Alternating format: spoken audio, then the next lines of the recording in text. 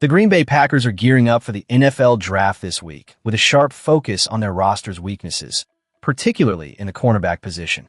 This is a crucial moment for a franchise that has its eyes set firmly on returning to the Super Bowl, and the decisions made in the coming days could define their path forward. So, where are you watching from? And what's your take on the Packers' upcoming draft strategy? Leave your thoughts in the comments below.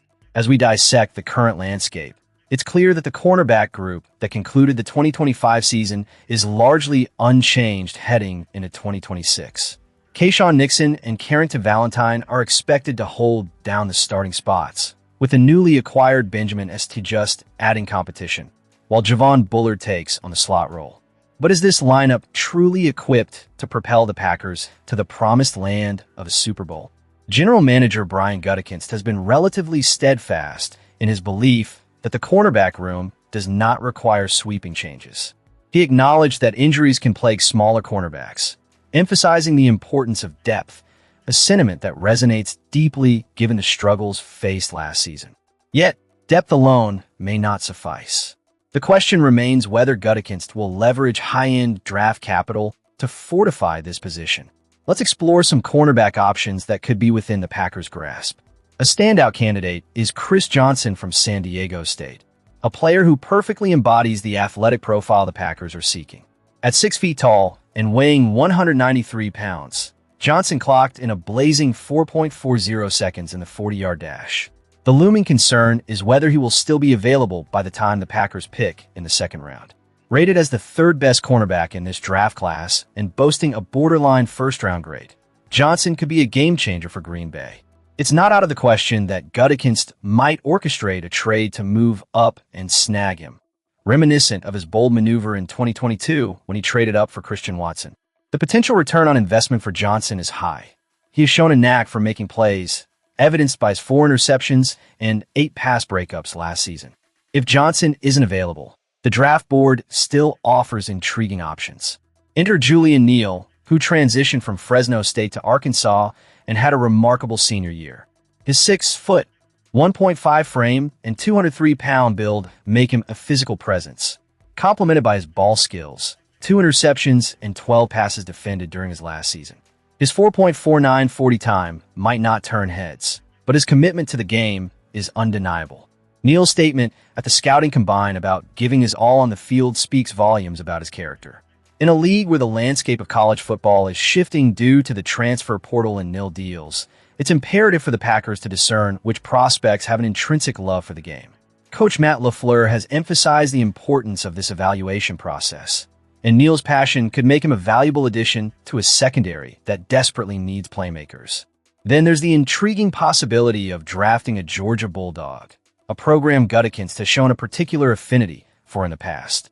Kelee Ringo is another name to consider. A versatile player who began as a quarterback before transitioning to defense. Ringo brings both height and speed to the table, clocking in at 4.38 seconds in the 40.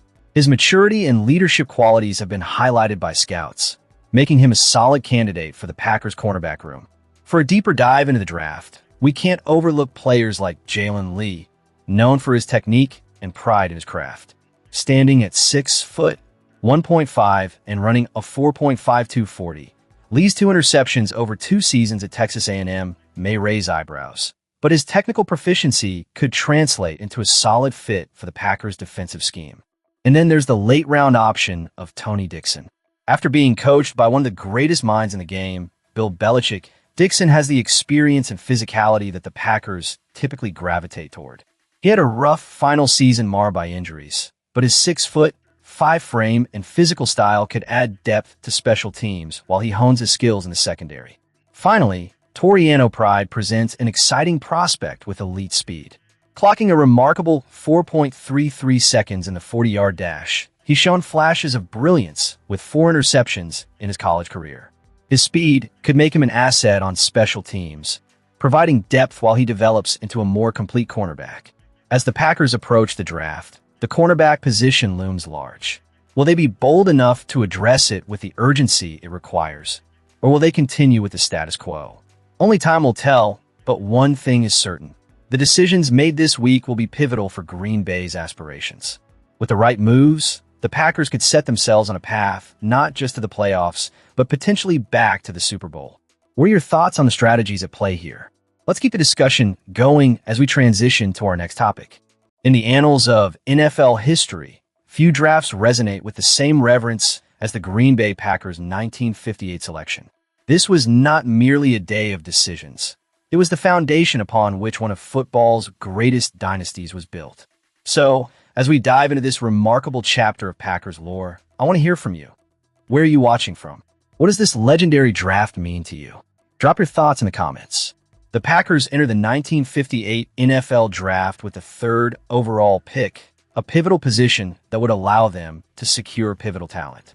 They made the strategic choice to select linebacker Dan Curry from Michigan State. Curry would go on to earn Pro Bowl honors in 1960 and play a crucial role in the Packers' back-to-back NFL titles in 1961 and 1962. His 7 seasons in Green Bay laid the groundwork for a defense that would become synonymous with toughness. Yet, while Curry's contributions were commendable, the true treasures of this draft were still to come. In the second round, the Packers struck gold with their 15th overall pick, selecting fullback Jim Taylor out of LSU. Taylor didn't just excel, he dominated. For 9 seasons, he churned out 5 consecutive 1,000-yard seasons from 1960 to 1964, earning Pro Bowl honors each year. His name resonates in the history books as the only player to outgain the legendary Jim Brown in a single season. Taylor was a physical force on the field, embodying a style that blended power with finesse. He remains the Packers' second all-time leading rusher with 8,207 yards and was enshrined in the Pro Football Hall of Fame in 1976. It's players like Taylor who remind us of the heart and grit that define the Packers' legacy. As we move in the third round, the Packers had 2 selections.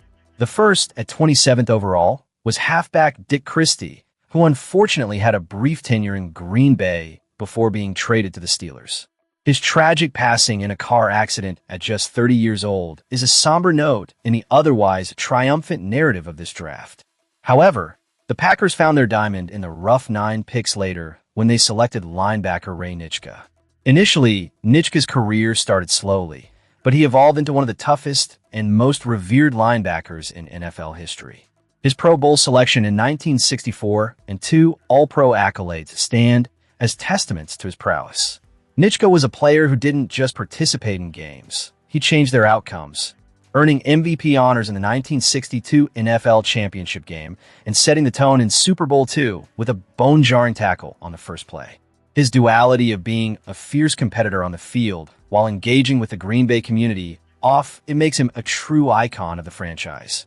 Nitschke, who remained with the Packers until 1972, was inducted into the Pro Football Hall of Fame in 1978, solidifying his place in Packers history. The fourth round of the 1958 draft brought the Packers yet another gem in guard Jerry Kramer, selected as the 39th overall pick. Kramer quickly became a cornerstone of the offensive line, known for his role in the famed power sweep play that typified Lombardi's offensive genius. His accolades include 3 Pro Bowl selections and 5 All-Pro nods, but his legacy goes beyond statistics. Kramer was a linchpin in the Packers' 5 championship victories between 1961 and 1967, contributing not just on the line, but also as a kicker at times. His nickname, Zipper, was a testament to his resilience, as he bore the marks of numerous surgeries throughout his career. The most iconic moment of his career, alongside center Ken Bowman, was the pivotal block that propelled Bart Starr to victory in the Ice Bowl of 1967. Kramer's narrative culminated with his long-overdue induction into the Pro Football Hall of Fame in 2018, a moment that resonated deeply with fans and players alike. In reflecting on a 1958 draft, it's clear that it wasn't just a series of selections. It was a masterclass in talent evaluation and team building. The contributions of Curry, Taylor, Nitschke, and Kramer set the stage for an unprecedented run of dominance, as the Packers claimed 5 championships in 7 years. This draft remains a shining example of how foresight and strategy can lead to greatness. As we close this chapter on the greatest draft in Packers history, I invite you to ponder the impact these players had not just on the field, but on the culture of the franchise. What do their legacies mean to you? Share your thoughts in the comments below. Don't forget to subscribe for more in-depth analysis and insights into the Green Bay Packers. Your voice matters in this storied legacy. So let's keep the conversation going.